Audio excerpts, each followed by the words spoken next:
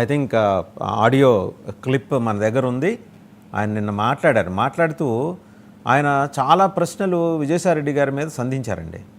ఏమని, అయ్యా ఇంకో పదం ఉంది, అది నేను వాడను, మీరు వినే ఉంటారు, ఆడియో సర్క్యులేట్ అవుతుంది. ఏమండి, డబ్బు అంత చేటు విభేదాలు సృష్టిస్తుందండి. ఒకప్పుడు అదే విజయసాయిరెడ్డి గారిని నేను అరమోట్పు కన్నులతో ఆరాధించాడు కదా, ఏమైందండి అలాంటి మాటలు అంటే? వయసు కన్నా గౌరవం ఇవ్వాలి కదా.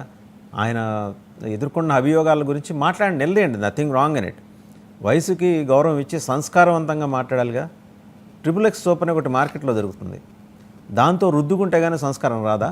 సార్, వైఎస్ఆర్ కాంగ్రెస్ పార్టీ అధికారంలో ఉండగా జగన్మోహన్ రెడ్డి గారు ముఖ్యమంత్రి అయిన తర్వాత లిక్కర్ పాలసీ అంతా కూడా ప్రభుత్వం ద్వారా నడిపించాలి, ప్రభుత్వం మద్యం షాపులు పెట్టాలి అని చెప్పేసి వైఎస్ జగన్మోహన్ రెడ్డి గారు నిర్ణయించి ప్రభుత్వమే మద్యం నడిపించే విధంగా, ప్రభుత్వమే ఇసుక పాలసీని నడిపించే విధంగా ఇవన్నీ కూడా చేసినటువంటి పరిస్థితి. వీటిల్లో బాలకోటయ్య గారు చెప్పినట్టు ఈ రక్త మాంసాల మీద వ్యాపారం చేశారు.